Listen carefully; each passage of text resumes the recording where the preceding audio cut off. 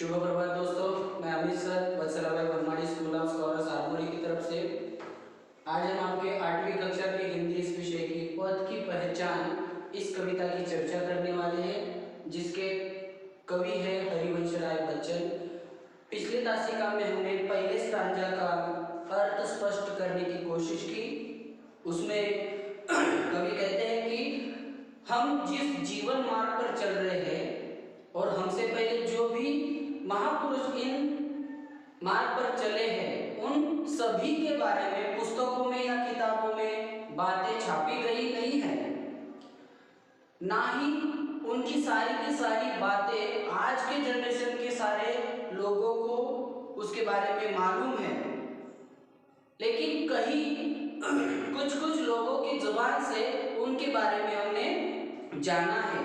तो इतने बहुत सारे अनगिनत असंख्य राहगीर यात्री इस रास्ते पर गुजर चुके हैं। उन महापुरुषों ने अपने पैरों की निशानी, अपने कुछ अंश इस रास्ते पर छोड़े हैं, और ये निशानियां और ये अंश अबोल होकर भी, मूक होकर भी हमें बहुत कुछ सिखाते हैं, बहुत कुछ जानकारी हमको देते हैं, और उनसे हमें सीख कर क्या सही है और क्या गलत है, सही गलत का फर्क जानकर हमें सही रास्ता चुनकर इस रास्ते पर चलना है।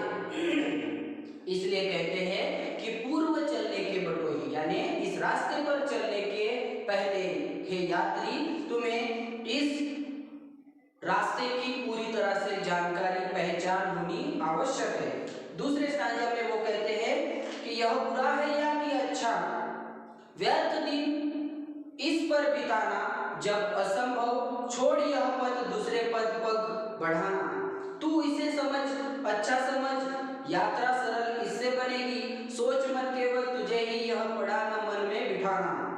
हर सफल पंथी यही विश्वास ले इस पड़ा है, तू इसी पर आज अपने चित्त का अवधान कर ले। अवधान यानी ध्यान, लक्ष्य। पूर्व चलने के बटोही बाट की पहचान कर ले। सीधे सिंपल भाषा में उन्होंने कहा है कि इस रास्ते पर चलते हुए तुम ये मार्ग सही है या गलत है, इस विचार में अपना समय तुम गवाना नहीं, या उस विचार में अपना समय बर्बाद करना अच्छी बात नहीं है। तुम उस मार्ग पर चलने के पहले वो रास्ता सही है या गलत, इस पे ज्यादा वक्त, ज्यादा समय उस पर मत गवाओ या अपना समय मत गुजारो। जब असंभव छोड़ यह पद दूसरे पग बढ़ाना। अगर तुम्हें शुरुआत में ही अगर ये रास्ता तुम्हें बहुत कठिन लग रहा है, असंभव लग रहा है, तो तुम्हें वो मार्ग छोड़ देना ही बेहतर है। समय रहते ही उस मार्ग को छोड़कर जो आसान रास्ता है, सही रास्ता है, उस मार्ग पर तुम्हें बढ़ जाना चाहिए। तू इसे अच्छा समझ, यात्रा सरल इससे बनेगी, और जो रास्ता तुम चुनोगे यही तुम्हारे लिए बेहतर है। यही सोच ध्यान में रखते हुए इस यात्रा की तुम शुरुआत कर, तभी तुम्हारी यात्रा सरल बनेगी, सुकर बनेगी। सोच मत केवल तुझे ही यह पड़ा मन में बिठाना। और उस रास्ते पर चलने के बाद या चलते हुए तुम्हें तुम्हारे दिमाग में ये बातें आएगी कि इतनी सारी कठिनाइयां मुझे ही झेलनी पड़ रही है। ऐसी सोच तुम्हारे दिमाग में कभी लाना मत, क्योंकि तुमसे पहले भी अनगिनत राही इस रास्ते पर गुजर चुके हैं। उनको भी इसी तरह से कठिनाइयां या फिर इससे भी ज्यादा कठिनाइयों का सामना उन राहगीरों को करना पड़ा है। ये बात तुम ध्यान में रखो और अपना मार्ग प्रस्थान करो। और हर सफल पंथी यही विश्वास ले इस पर पड़ा है, और आज इस रास्ते पर चलकर जो सफल यात्री बने हैं, जो यात्री इस मार्ग पर चलकर यशस्वी हुए हैं या सफल बने हैं, वो इसी कठिनाइयों का सामना करके इसी विश्वास से वो आगे बढ़े हैं, और उसी विश्वास को तुम अपनी प्रेरणा समझकर अपना मार्ग आगे बढ़ाओ। तू इसी पर आज अपने चित्त का अवधान कर ले, और इसी बात पर अपना ध्यान, अपना चित्त, लक्ष्य को तुम्हें केंद्रित करना होगा। पूर्व चलने के बटोही पाठ की पहचान कर ले। इसीलिए कवि फिर से एक बार कहते हैं कि तुम्हें इस रास्ते को चुनने के पहले ही उस रास्ते के बारे में सारी जानकारी तुम्हें हासिल करनी होगी।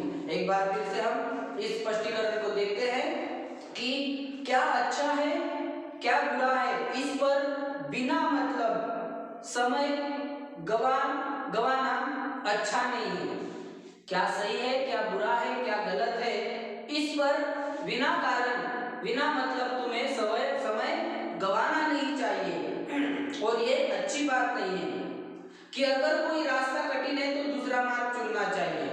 अगर ये रास्ता तुम्हें शुरुआत में ही अगर कठिन लग रहा है तो तुम्हें वो रास्ता छोड़कर तुम्हें दूसरा मार्ग दूसरा रास्ता पकड़ना चाहिए या दूसरा रास्ता चुनना चाहिए। अगर हम जीवन की कठिनाइयों को न घबराकर सोच समझकर आगे बढ़े तो हमारा जीवन पथ हमारा जीवन मार्ग हमेशा सफल हो सकता है। अगर हम कितनी भी कठिनाइयां आए उसको न घबराते हुए उस कठिनाइयों का सामना करके आगे बढ़ते जाएंगे तो हमारा जीवन अवश्य ही सफल साबित होगा।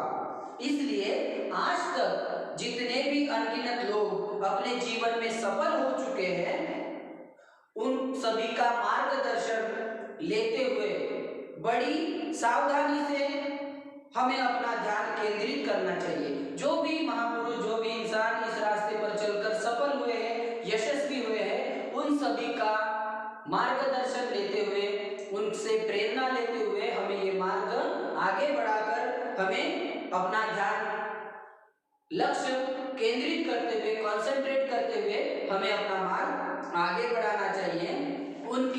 उन महापुरुषों के जितने भी अनुभव है उनसे हमें सीख लेनी चाहिए। इसके आगे के स्टांजा का स्पष्टीकरण हम अगली तासिका में देखेंगे। धन्यवाद।